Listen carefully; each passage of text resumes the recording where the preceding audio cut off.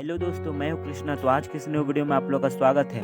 मैं आप लोग के लिए बीएससी फर्स्ट ईयर का प्रश्न पत्र इन्वायरमेंट स्टडीज़ का लेके आ चुका हूं। तो चलिए मैं आपको बीएससी फर्स्ट ईयर का क्वेश्चन पेपर 2023 का आप लोग 2024 का दिखाता हूं कैसा आता है, क्या आता है। तभी आप लोग जो भी अभी 12वीं पास करके फर्स्ट ईयर में आए होंगे उन लोग को बहुत ही परेशानी होगी, क्वेश्चन पेपर मिलेगा नहीं।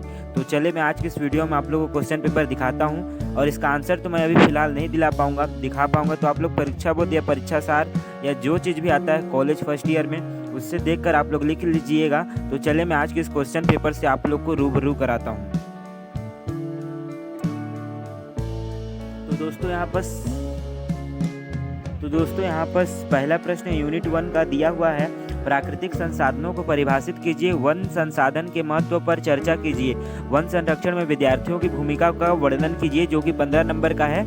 आप लोग देख सकते हैं इसमें कितना लिखना होगा। लगभग आप लोगों ने 12वीं पास किया होगा तो जितना 10 नंबर में लिखना पड़ता था उससे मेरे को लगता है ज़्यादा ही 15 नंबर में थोड़ा लिखना पड़ता होगा। तो चलिए मैं दूसरा क्वेश्चन आप लोग को दिखाता हूँ।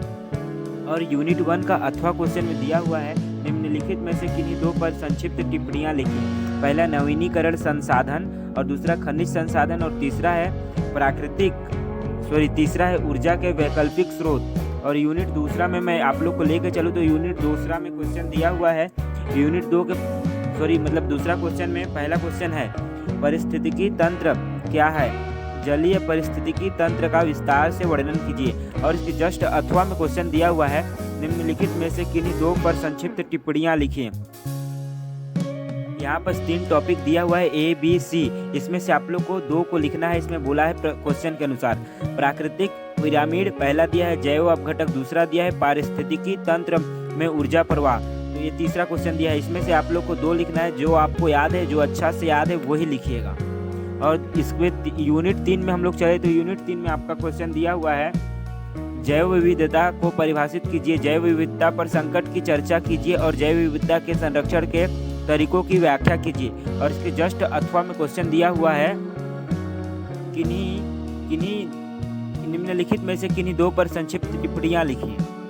यहाँ बस आप लोग को 3 टॉपिक दिया हुआ है, इसमें से छांट कर आपको 2 को लिखना है। भारत की लुप्त प्राय प्रजातियाँ, दूसरा है जैव विविधता की हॉटस्पॉट और तीसरा है आनुवांशिक विविधता। तो आप लोग देख सकते हैं 3 टॉपिक में आपको 2 लिखना है, जो कि 15-15 नंबर के सभी क्वेश्चन होने वाले हैं। और यूनिट 4 में चले तो इकाई 4 में आपका क्वेश्चन दिया है जल प्रदूषण के स्रोतों एवं जल प्रदूषण के नियंत्रण हेतु विधियों का विस्तार से चर्चा कीजिए, जो कि 15 नंबर का क्वेश्चन सभी हैं। 5 क्वेश्चन आते हैं, मतलब 10 क्वेश्चन आते हैं। उसमें से आपको 5 लिखना होता है और 5 अथवा में रहते हैं छांट कर। और इसका अथवा में क्वेश्चन दिया हुआ है, निम्नलिखित में से किन्हीं 2 पर संक्षिप्त टिप्पणियां लिखिए। यहाँ पर A में दिया है आपदा प्रबंधन, दूसरा में B में दिया है मानवाधिकार और C में दिया है आपका ठोस अपशिष्ट प्रबंधन। इन तीनों में से 2 को लिखना है। या आपदा प्रबंधन लिख सकते हैं और मानवाधिकार या ठोस अपशिष्ट पदार्थ लिख सकते हैं, या आपदा प्रबंधन और ठोस अपशिष्ट पदार्थ दोनों लिख सकते हैं मानवाधिकार को छोड़कर। तो आपको जो अच्छे से याद है वही लिखिएगा, मैं कुछ इसमें लफड़ा नहीं चाहता हूँ।